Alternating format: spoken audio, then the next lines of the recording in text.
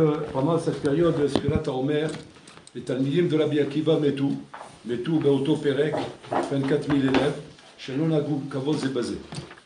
Le Mfarshim pose la question et demande est-ce que seulement dans ce Perek Azman, l'Onagou Kavod Zebazé, ou bien c'était toute leur vie que l'Onagou Kavod Zebazé? Un bonhomme, il ne va pas faire exprès d'attendre cette période pour faire ça. Ça veut dire que s'il n'est pas Noé Kavod Zebazé, c'est tout le temps. Si c'est comme ça, la ma paume et tout. Pourquoi ils ne sont pas morts avant? Pourquoi ils ne sont pas morts à l'époque de Rosh Hashanah, à l'époque de Kippour, à une autre époque? Parce que c'est pas Dafka maintenant qu'ils ont fait ça. Sur ça, répondent les Balé Moussar, chez Azman Mekatreg al Adam. Un Zman qui est propice à une avoda, à une aliyah, ce Zman-là, Mekatreg al Adam. C'est-à-dire comme ça. Quand toi, tu fais une faute par rapport à un matzav ou un Zman qui n'est pas approprié à ça, qui n'est pas kaviachol, mais matzav chez le chizouk, c'est-à-dire ce Zman, ce makom, n'est pas mechazek otra. Et que toi, par rapport à cela, alors tu as kaviachol, un laisser-aller. Cette chose-là, une chinami sera kaviachol, comment dire, pas tellement mechayevet. Pourquoi? Parce que d'abord, il y a des circonstances atténuantes, on appelle ça. Mais quand maintenant, le Zman est lui-même un Zman de chizouk, c'est un Zman de renforcement, c'est un Zman normalement qui doit te préparer à quelque chose de très grand. Comment toi, Bichla, tu peux être en décalage avec ça? Comment tu peux être en décalage avec le moment où tu te trouves et le Zman où tu te trouves?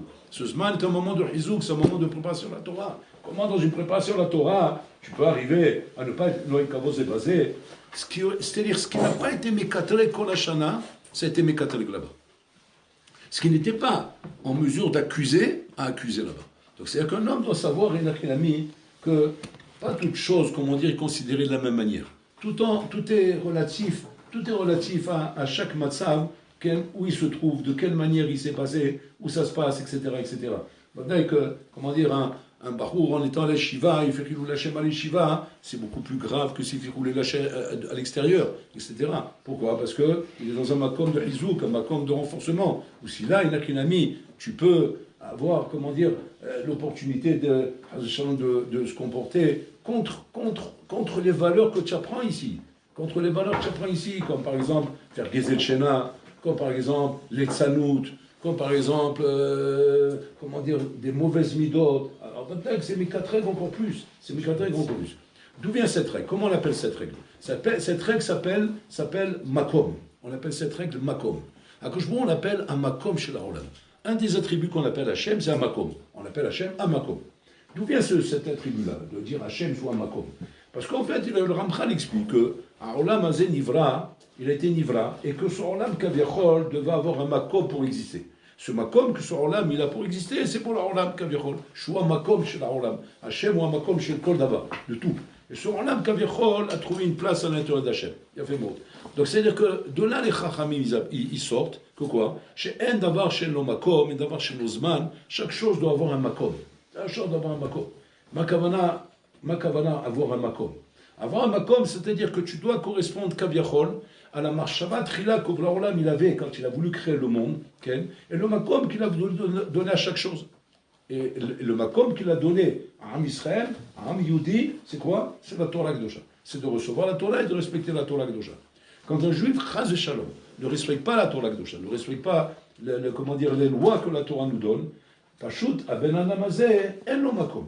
C'est-à-dire, c'est pas maintenant Kaviachol, comme si que maintenant, comment dire, il est simplement hors la loi. Il est hors la loi, mais il continue à exister. Non, ça va plus loin que ça. Pashut, Zemochiach, She'en Lecha Makom. Maintenant, il faut justifier Justifier ton existence dans ce monde. C'est-à-dire, c'est pas le tout de dire, respecte-moi, je te respecte.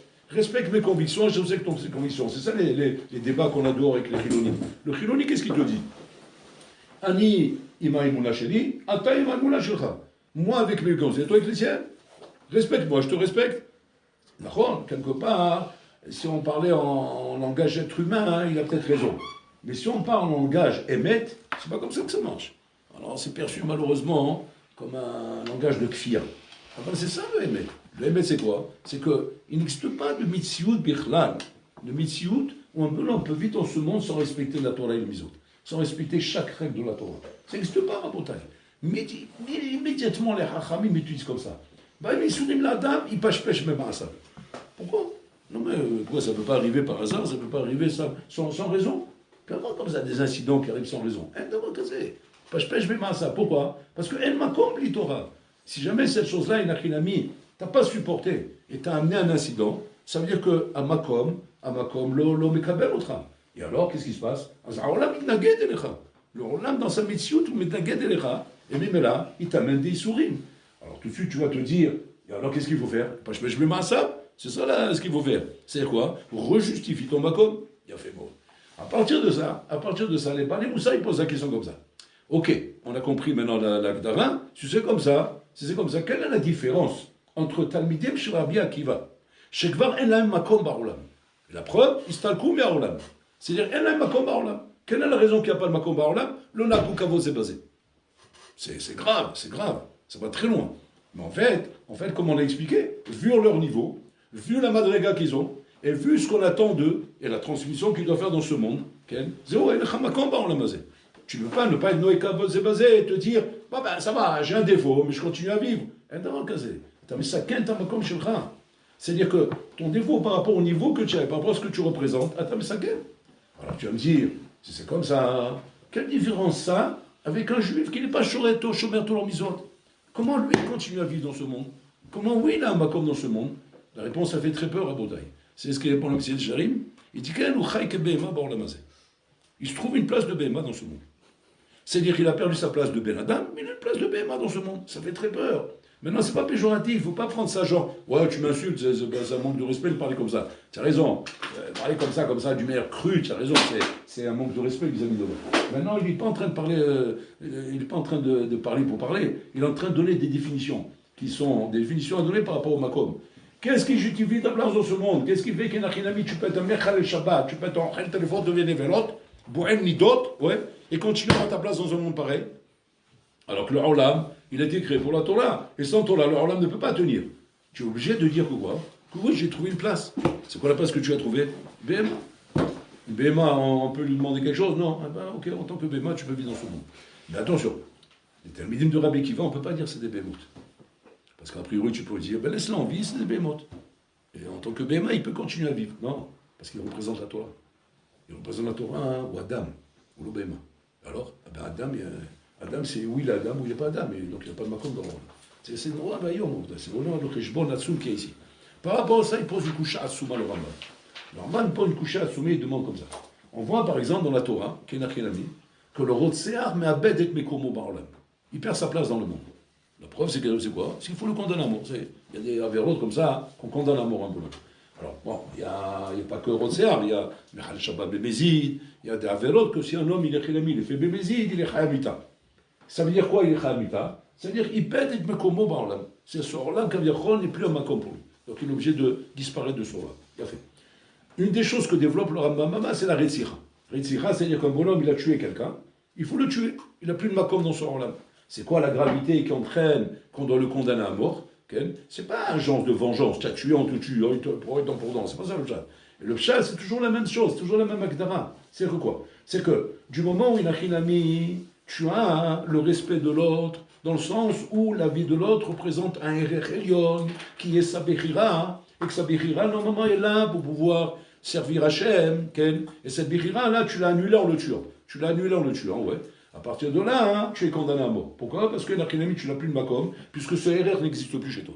Ce RR-là, de savoir qu'un homme représente une bechira, et cette bechira représente, kaviachol, un kiddush Hachem, parce que c'est ça la bechira de l'homme, et que cette bechira, tu l'as fait disparaître, tu n'as plus d'existence dans ce monde. Parce que tu n'as plus de RR de cette chose-là. Tu es prêt à tuer un homme comme ça, un homme qui représente une valeur aussi grande, donc Enecha Makom Baolamazé. Il a fait. À partir de là, le Rambam, il pose du Kusha Asuma. Il dit, c'est comme ça, qu'est-ce qu'on fait avec le Rotser Beshogeg? Le Rotser Beshogeg, aussi, il a fait disparaître un homme qui est Baal Bechira. Il a fait disparaître une mission de Kiddush Hashem. Où est son Makom, ce bonhomme-là? Il dit, le Rambam, tu as raison. Eno Makom Baolamazé. Normalement, il doit mourir. C'est pour ça qu'il fallait créer Ir Miklat. Il fallait créer Ir Miklat. Donc, Ir Miklat, c'est un chidouche de la Torah d'avoir créé un makom qui va pouvoir supporter ces gens-là. C'est-à-dire que ce bonhomme n'a plus de makom dans l'Olam. Si ce n'est pas qu'on le donne Ir Miklat, et la preuve, c'est que la Torah te dit, attention, je donne le réchut au Goël Adam de te tuer. Mais pourquoi ça? Parce que tu es le makom. Pas parce que j'admets pitom qu'on peut se venger, parce que la vengeance n'est pas une mida acceptée dans la Torah, mais parce que simplement tu n'as plus de makom. Et donc en dehors de Rimiklat, et les chakiyom ba'olamazé. Pourquoi? Parce que tu n'as plus ce RR, la bichlal, de savoir qu'un homme représente une valeur. Adesser, il explique là-bas que même quand tu tues Shogeg, le Shogeg n'a pu arriver que parce que tu n'as pas un RR de cette chose-là. Incroyable. Tu n'as pas un RR, tu n'as pas une valeur de cette chose-là. Un homme ne peut pas arriver à être mazik, c'est pour ça qu'on dit Adam Mu'ad Le'olam, si ce n'est pas que le bonhomme a perdu le RR de cette chose-là. Un bonhomme qui a le RR d'une chose ne pourra jamais, même Béchogeg, faire un ézek. Même Béchogeg, même sans faire esprit, il pourra pas. Il donne un truc intéressant là-bas, il dit, je te fais dormir maintenant à côté d'une prise. La prise, elle est vraiment à côté de toi. Tu dors, la prise, elle est là. Les bijoux, tu laisses tomber. Ouais. Jamais il n'arrivera une chose pareille, même en dormant, sans faire exprès, même en rêvant, de mettre les doigts dans la prise. Pourquoi? Parce que c'est tellement barré pour toi qu'on ne met pas les doigts dans la prise, d'accord, que mais Tata Akara s'est enregistré chez toi comme un réflexe, mais inconditionnel, que quoi qu'il arrive, même avec le rêve le plus piloté pour t'amener à ça, tu ne rentreras pas tes doigts dans la prise. Le réveil, c'est la shlita qu'Hachem Ben Adam, la shlita extraordinaire qu'Hachem Ben Adam. Il y a des cas, justement, que si tu as pu tuer quelqu'un, c'est qu'il y a chez toi. Et c'est pour ça qu'on l'appelle Rotsea. Donc on l'appelle Rotsea. Alors il est choqué, il n'a pas fait exprès. Il n'est pas prémédité. Mais la Torah elle-même, elle le dit. L'eau sonne auto, ou l'eau sonne auto. Donc il n'y a pas de prémédité. Donc il n'y a pas de raison de l'appeler Rotsea. La Torah l'appelle Rotsea. Mais pourquoi elle appelle Rotsea la Torah? Parce que s'il n'y avait pas un achilami, ce zilzoul-là, de la retzicha dans ta tête, je ne serais pas arrivé à ça. S'il n'y a pas ce zilzoul, je ne serais pas arrivé à ça. De la même façon aussi pareil, Rabotai. De la même façon aussi pareil. Un bonhomme qui fait Gezel Shena, c'est un homme qui est Elo Erer Shel Zman. Elo Erer Shel Zman. C'est un homme qui est Mizazel Bazman. Il y a de Kedeka, qui n'a aucun problème et aucun scrupule d'empêcher les gens de dormir. Pourquoi? Parce que Zman Elo Erer Etzlo. Ce Zman, il bête et Mekomo Etzlo. C'est le Rav Ayom Rabotai. C'est-à-dire que les valeurs qu'un homme a, qui sont nécessaires à Rabotai pour pouvoir faire kinyaner à Torah, sont Pachout, les Arachim, les valeurs que tu te donnes dans ce monde. Un homme doit, il a se mettre devant lui une échelle de valeur, qui est la valeur du temps, la valeur comment dire, de Ben Adam Lamakom, de Ben Adam Lachavero, la valeur de la fila, la valeur de... Chaque chose doit avoir un RR pour lui. Et s'il sent chez lui un zilzoul dans ce RR, dans tous les domaines, je parle dans tous les domaines, même dans le midot farot aussi pareil, un homme qui se met en colère, un homme qui n'a pas de RR dans la relation humaine, etc. Ce manque de RR, nachon, mochiach, que tu as perdu cette place ici. C'est-à-dire kaviachol, c'est-à-dire que tu es, comme on dit dans les chachamim, ils disent bien, atava, kavod, ve'akina, motsi mita adam min ha'olam. C'est-à-dire quoi? Motsi moto min ha'makom, et non makom. Motsi moto min ha'olam. C'est-à-dire que ce bonhomme, il n'a plus de makom dans l'olam. C'est-à-dire que ce olam ne peut plus le supporter, kaviachol. Le olam ne le supporte plus. C'est noir, ce qui se passe. Comment mamash, on doit faire attention de ne pas s'imaginer que nos actes sont des actes be'alma. Be'alma, ça veut dire bien, pas bien, il faut être mitrazé, bon, il faut se renforcer, un petit truc par là, un petit truc par là. Non, ce sont des choses qui ont une portée beaucoup plus grande que ce que tu crois. C'est pas un stam. La portée des actes, sont des portées qui représentent tout ton échelle de valeur. Tout est arachim. Les arachim, ils sont évalués par rapport à ça. Donc c'est-à-dire que Maravoda entend que Yehudi, qui a été Mekabel la Torah Be'al Sinai, qui représente Rabotai l'échelle suprême de toutes les valeurs du monde, la Torah Kedosha. Et que la Torah Kedosha, Kaviachol, doit t'apprendre à avoir des halachim qui doivent être parfaitement posés chez toi. Et que si ces halachim tu sens qui ne sont pas bien posés chez toi, c'est-à-dire qu'il y a un shalom, consciemment ou inconsciemment, un zilzoul de ta part. Il y a un zilzoul de ta part face à ces halachim. Et ce zilzoul peut amener un shalom, comme les élèves de Rabbi Akiva, à disparaître de ce monde. Il y a un lema olamazé. Vous n'êtes plus, comment dire, une dougma pour le olam Torah. Vous n'êtes plus une dougma pour pouvoir transmettre la Torah. Donc, mais là, vous disparaissez de ce olam. C'est Nora Bayom, Rabotai, la gravité. Si ce n'est, Kaviachol, qu'on peut te donner une place de BMA dans ce monde. Mais c'est-à-dire, sans que ce soit péjoratif. C'est-à-dire qu'un homme doit se poser la question, c'est quoi qui c'est quoi qui me donne le srout de vivre dans ce monde? Ouais. Alors, il y a plusieurs agdarot. C'est un peu dur à écouter tout ça, mais c'est ça le chat. Plusieurs agdarot. Soit ton srout d'exister dans ce monde, c'est parce que Nachilami, comment dire, on va dire, tu aides le Orlama Torah. Tu finances ou tu aides le Orlama Torah. Alors ça te donne un srout d'existence dans ce monde. Parce qu'effectivement, tu as, Kavechol, trouvé un justificatif à ta vie dans ce monde. Soit parce que, tu as l'Omet Torah, tu as quand même ta Torah, alors il a pris l'ami, tu as aussi un justificatif dans ce monde. Ouais. Soit tu es une Béma. À ce moment, en tant que Béma, il a pris l'ami, je te rassure, tu peux le voir le mazé. C'est la question qu'on se pose quand on se dit, Mazé Shalvat Areshaim. Comment les Shaim, ils ont Shalva dans la mazé? Ils sont tranquilles, comme Sirénédé, roulés. Un peu comme les animaux à la jungle. Dans la jungle où on les voit comme ça vivre tranquillement, ils n'ont pas de problème pour lesquels. Ça existe, c'est la vie des animaux. La vie des animaux existe dans ce monde. Et un homme peut il peut se retrouver dans un massacre comme ça, animal, mais en tout cas, il ne peut pas revendiquer qu'il a encore Tselem Elohim. Il bête et salmo. Il a perdu son Tselem Elohim. Son Tselem Elohim, il a perdu c'est pas Stam d'avoir Pachout. Je vous raconte à chaque fois cette histoire avec Ravelera, quand une fois il est venu à l'Yeshiva, et qu'on avait toujours l'habitude de le voir sourire, Ravelera. Toujours sourire, mon marche, à Panim. Et ce jour-là, je me rappelle, il les a choqués. Il arrive en chiour, il a fait une tête de tchabel comme ça, une tête de... Bon, on était gênés par ça. Gênés parce qu'on n'est pas habitué à ça. Et on n'était pas concentrés dans le chiour. Il expliquait, il répétait. À un moment, il s'est arrêté, il s'est dit, qu'est-ce qui vous arrive aujourd'hui? Vous ne comprenez pas ce que je dis ou quoi? Alors bon, les élèves étaient gênés. Alors on a osé lui dire. On n'est pas concentrés. Il dit, mais pourquoi vous n'êtes pas concentrés? Qu'est-ce qu'il y a aujourd'hui? Et on peut vous dire, voilà, il ne faut pas vous vexer. Oui, on n'est pas habitué de voir comme ça. D'habitude, vous avez le sourire, on voit, vous faites... Il dit, vous avez raison. On a fermé la caméra. Il dit, bon, je vous explique. Vous avez raison. Alors, donc, voilà, c'est bien. On a mis le doigt, il fallait. Alors, il nous explique. Qu'est-ce qu'il nous dit? Il dit, voilà, quand j'ai monté la montée de la rue Victoria pour arriver à l'Yeshiva, je suis passé à côté d'un truc, d'un petit village, je sais pas, une maison là-bas. Il y avait un chien là-bas. Il a aboyé. Il s'est mis à aboyer. Le chien, il a aboyé. Oh, il va voir. À cause de ça, je ne suis pas bien. On s'est mis tous à rigoler. Que Dieu nous pardonne. Moi, on était jeunes. Il dit, vous rigolez? Pourquoi vous rigolez? Il dit, mais les chiens, ils aboient tout le temps. S'il aboie pas, c'est pas normal. C'est que c'est plus un chien. Ou bien il n'a plus de batterie. Mais un chien, il voit un homme passer. Il aboie. Il voit un homme passer, il aboie. Moi, un chien, il aboie tout le temps. C'est ça, le chien, ça fait partie de la nature. C'est l'ambiance de la nature. Un chien, il aboie. Comme un corbeau, il fait comme ça. Un chat, chacun, il fait des bruits. Lui, il fait son bruit, il aboie. Il nous regarde comme ça, il dit, ah, kachat et mistaklim. Il dit, Gane Hayot. On est en zoologique. D'abord casé. Le chien, il ne doit pas aboyer. Si le chien, quand tu passes devant lui, il voit Tselem Elohim, il n'aboie pas. Parce qu'il a vu Tselem Elohim. C'est un tsoum. C'est-à-dire qu'il a dans le teva de l'animal, le chien, comme c'est marqué dans la paracha de Bereshit, de craindre l'homme. Mais quand c'est que l'animal craint l'homme, parce qu'il voit Tselem Elohim. Mais s'il ne voit pas Tselem Elohim, qu'est-ce qu'il voit? Il voit Tselem Kelev. Il voit un Kelev comme lui. Mais pourquoi ce Kelev lui fait peur? Pourquoi il n'aboie pas avec les autres Kelev? Parce qu'il le voit debout. Comme ça, il le voit debout comme ça. Et il est impressionné par ça, de le voir debout comme ça. Mais il voit un Kelev debout en train de le regarder. Et ça l'excite au chien. Il se met à aboyer.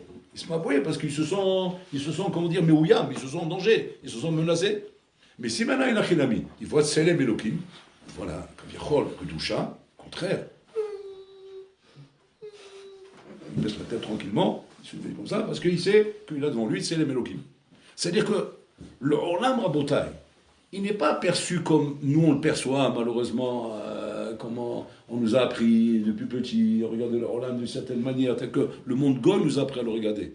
Le Olam Rabotai répond à des règles bien précises, à des anagotes bien précises, à des ignanim, des valeurs qui sont bien précises. Et nous, on doit s'imprégner de ces valeurs. Et on doit comprendre que le Olam et Nachinami fonctionnent avec ces valeurs. Et ces valeurs, c'est ces valeurs qu'on doit acquérir, qu'on doit être connaît, on doit faire attention à tout ça en bataille. Et de se comprendre, Nachinami, que tout mon comportement dans ce monde, Ben Adam Lamakom, Ben Adam Lachavero, il relève de mon statut de Adam.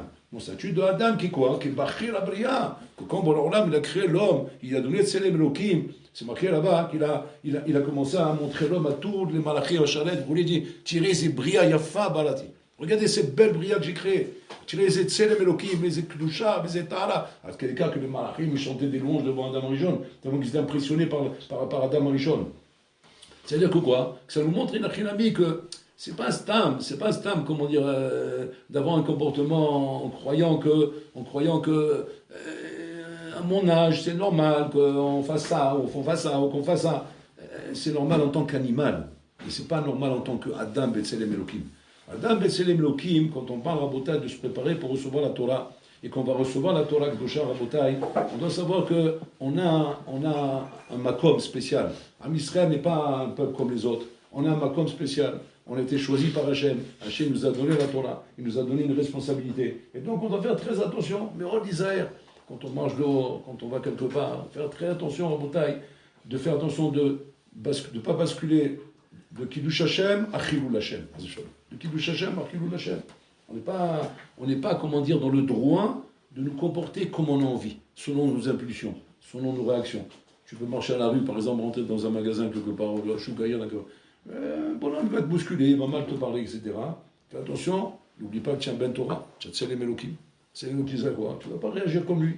C'est pas parce que, comment dire, il y a un animal là maintenant qui est en train de se fondre, donc tu vas te comporter comme un animal. Tu dis, oui, mais c'est une faiblesse. Attends, on n'est pas dans la jungle ici, quoi, Bibi. On n'évalue pas comme ça les choses. Faiblesse, c'est quoi? C'est quand tu n'es pas kové chez Tetso. Ça, c'est la faiblesse. La faiblesse, c'est pas de pas crier, de pas faire ça. Ça s'appelle pas une faiblesse, ça s'appelle une force. C'est un corps, ça. C'est une force d'agir comme ça. Et c'est comme ça, au bouteille, que je dois, pas juste m'imprégner pour être mechin, tasmi, kabbalat Torah. Donc, toute la chana de kabbalat Torah, quand on voit les Talmidim Rav, comment ils sont morts, Rabotai, nous montre ici que quoi? Que la chana de kabbalat Torah, c'est quoi, Rabotai? C'est pas simplement une chana de soubia. C'est mamash, c'est achana du binyan Adam, de savoir qu'est-ce que je représente dans ce monde, qu'est-ce qu'on attend de moi dans ce monde, ma rotzin nirot ici, qu'est-ce qu'on veut voir. Alors comme il dit Pierre Cavotte là-bas, on voit ces maasim, comme ils sont beaux, comme ils sont bien, quel comportement exemplaire, comment ils respectent les autres, comment ils font attention. C'est on brime, Ashre, Mishalam do Torah, heureux celui qui a pris la Torah, heureux celui qui l'a créé à Kadosh Baruch Hu, il fait un kiddush Hashem dans ce monde. Mais si par contre il a un comportement totalement contraire, un comportement balbénal où on commence à dire c'est-à-dire,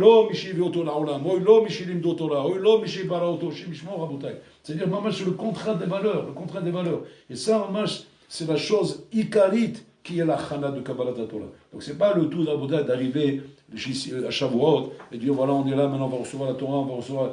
C'est pas le tout d'arriver à la Baboda, c'est de se dire maintenant, Aïmani Raoui, est-ce que je suis en accord avec ce qu'Hachem il attend de moi? Est-ce que Hachem, même si moi maintenant j'étais au Mont Sinaï, il va me donner sa Torah? Où il y a ce qui me la tête ta Torah, c'est-à-dire est-ce que je suis là-bas? Et ça, c'est la chose essentielle qui doit être mon souci, ma avoda. Donc pas moi en étant l'Yeshiva, Rabotai. En étant l'Yeshiva, c'est pas moins que ça. Donc à l'Yeshiva, on est confronté, Rabotai, à pas mal de nisyonotes, même sans être dehors. On croit que les nisyonotes, c'est dehors. Même dedans, il y a des nisyonotes. Même à l'intérieur, Rabotai. De faire attention à son comportement vis-à-vis de Ben Adam Lahavero, comme Gezel Shena, comme Nezakin, comme toute chose qui peut être kaviachol, de ne pas faire attention à ce qu'on fait, et que ça peut amener à Shalom un dégât à l'autre, Botaï. Alors, Israël Missalinter, il disait que fais attention, quand tu vas maintenant, te présenter aux gens, et les gens ils vont te regarder, fais attention de ne pas être un bor Birshut Alabim, de ne pas être un bor Birshut Alabim. Comment on devient un bor Birshut Alabim quand malheureusement tu as une tête qui ne revient pas aux autres. Tu as une tête qui ne revient pas aux autres, tu n'es pas agréable. Parce que tu n'es pas bien, tu n'es pas dans ton assiette aujourd'hui, tu n'es pas content de toi, peu importe les raisons que tu peux avoir. Qu'est-ce que ça fait? Ça fait que c'est désagréable. Ils ont qu'à comprendre. Non, ça ne marche pas comme ça. Il n'y a pas ils ont qu'à comprendre. Tu dois, être à la hauteur de ce qu'on attend de toi. Qu'est-ce qu'on attend de toi? Tu crées, donc tu dois être à la hauteur de ce que tu as été créé, à la hauteur de la Torah que tu étudies. Donc c'est-à-dire que ça demande constamment un travail sans cesse de notre part à Bouddhaï. Aujourd'hui, en tant que parcours. Demain, quand tu vas te marier avec ta femme, après, avec tes enfants, le chino des enfants, après, dans la hevra, etc. C'est-à-dire que constamment, tu es confronté constamment à un comportement qui doit être en accord parfait avec celui de la Torah, et pas avoir un décalage entre ce que la Torah demande et ce que tu es toi. Mais en ayant l'impression que non, ça ne nous dérange pas. Et combien, malheureusement, Rabotai, qu'Aviachol, on banalise tout ça. On banalise tout ça en se disant, non, ça va pas. On fait ce qu'on peut, on essaie d'avancer, on essaie de travailler, mais les maassés, on fait en fonction de nos cohortes, de ce qu'on est capable de faire. Non, attention. Ce qu'on est capable de faire et des cohortes que tu as, c'est-à-dire on est d'accord avec ça. Mais tu dois avoir le souci de te dire, je représente un exemple, je représente une dougma, je représente quelque chose, je dois faire très attention d'être en accueil avec ce que je suis. Donc c'est-à-dire que c'est pas simplement le fait de dire maintenant, comment dire, ben, le monde il a qu'à comprendre, le monde il a qu'à être indulgent, il a qu'à juger les capsroutes, il a qu'à... Il n'y a pas à juger les capsroutes, il n'y a pas indulgent. Tu dois te dire comme ça, je suis le seul être dans ce monde, comme s'il écrit Volbeu, qui a la Bechira. Personne n'a la Bechira. C'est moi seul qui a la Bechira dans ce monde. Personne autour de moi n'a la Bechira. Donc Mimela, indépendant, le seule personne qui peut, Kaviachol, ouais, comment dire, changer la position des gens et donner une bonne image, c'est que moi. Tout le reste autour de moi, ils ont été écrits comme ça, il n'y a rien mis pour me juger telle que l'apparence que je donne. Donc je ne dois pas demander aux autres d'être indulgents, de juger comme ça, de couler. Non, moi je dois donner l'exemple. Moi je dois être un dogma et moi je dois être un exemple. Et ça c'est l'avoda qui incombe sur nous. Quand on est, comment dire, en préparation pour recevoir la Torah. Donc c'est pas stamp des jours qui passent comme ça, on compte des jours, Ayom Karla Omer, Ayom Karla Omer, Ayom Kamla Omer. Chaque jour est un binyan Hassoum, qui nous prépare à recevoir la Torah, où on doit vraiment arriver avec un birour très clair dans nos têtes, avec une maturité de ce que représente Matan Torah. C'est pas un événement stam, folklorique. C'est vraiment Avoda Lobshuta. L'Avoda Lobshuta qui représente la Chayut Kocha quand il y a un Ben Torah. Aujourd'hui, on est confronté à Botaï à une période très métoucha, très tendue dans le rapport du Olam HaTorah par rapport au Olam Frai extérieur à Botaï. Il y a beaucoup de tensions aujourd'hui. Vous n'entendez pas tout ce qui se passe. Mais dehors, croyez-moi, à Botaï, ça chauffe grave, ça chauffe très grave. Dehors, maman, il y a un gros malaise dans la manière comment on regarde le Olam HaTorah, la manière comment on le perçoit, etc. Donc, on se demande même, c'est quoi le hijbon en effet qui est ici? C'est quoi le hijbon en effet qui est ici? Pourquoi pour l'Olam Kaviachol, comment dire, met autant de pression sur le Olam HaTorah? Pourquoi Hachem Kaviachol, comment dire, admet une chose pareille? Alors c'est facile de dire, non, c'est des Rechaïm. C'est le Chaim, il marche mal, et voilà, c'est eux qui sont méchants, et nous on est gentils, on est bien coulés. Même quand le chien est là-bas, on te dit pourquoi il est là-bas. Donc, alors que le chien, il n'a même pas de hijbon dans les fèches, il n'a même pas de béhéré, il n'a rien du tout, et même là on te reproche pourquoi il a aboyé. Alors si déjà un chien, à qui on ne peut rien demander, on te reproche toi pourquoi il a aboyé, à la Kolba Homer, un homme qui est là-bas, qui a un cerf, qui a une chokma, tu dois te demander, mais pourquoi c'est comme ça? Pourquoi c'est comme ça? C'est-à-dire que quoi? C'est-à-dire que, ok, on va dire, c'est des Rechaïm, ils font des choses qu'il ne faut pas, ok, à Kol Beseder. Ah ben, de ton côté à toi. Il y a une image comme ça, tu donnes une image d'un Kiddush Hashem, de quelque chose qui montre qu'effectivement chez Chavé, c'est Chavé, mamage, d'avoir comme ça, comment dire, des Haridim dans ce pays. C'est Chavé d'avoir des Haridim, parce qu'ils représentent une moralité, ils représentent l'Ashkafot, ils représentent un bon comportement, ils représentent mamage une dougma. Si un homme il voit ça, il n'a aucune raison, de venir critiquer, de venir taper. Il y a les vrais Rechaïm, ça, mais je ne prends pas ça. Il y a les vrais Rechaïm. Ah ben là, des vrais Rechaïm, il n'y en a pas beaucoup en Bretagne. Il ne faut pas facilement, comment dire, dégainer l'étiquette et dire Racha. Voilà, parce qu'il écrit c'est un Racha. Bien sûr, tout ce qui ne t'arrange pas, c'est des Rechaïm. C'est pas comme ça qu'il faut réfléchir. Mais avant de dire c'est un Racha, pose-toi la question à toi d'abord de te dire attends, mais moi, je suis une bonne dougma, c'est-à-dire, j'amène quelque chose, je donne un bon exemple qui fait qu'effectivement, qu'en face de moi, on peut me regarder bien et après aller voir. Et Nachilami, que si on voit Mehmet quelqu'un se comporter mal avec quelqu'un d'aussi bien, alors là tu peux dire c'est un rachat. Mais avant de dire ça, Habibi, combien il faut faire de Rejbon en effet sur nous-mêmes et combien on doit faire de Rejbon sur nous dire, mais est-ce qu'on est exemplaire? Est-ce qu'on donne l'exemple? Est-ce que notre comportement est un comportement, comment dire, digne de louange pour qu'on aille dire maintenant effectivement que si l'homme il parle de moi comme ça c'est un rachat. On est loin de ça, Rabotai. Parce qu'on voit que bon, là, ne fait pas de cadeau. Il n'y a pas de protection à Rabotai. On n'est pas protégé par le fait qu'on est Benet Europa. Un chien voit que ça ne va pas, 24 000 élèves vont disparaître. Il ne faut pas prendre ça à la légère. Savoir que Matan Torah, c'est une achariout, c'est une responsabilité qui incombe sur lui, qu'on doit donner l'exemple pour porter autour de nous.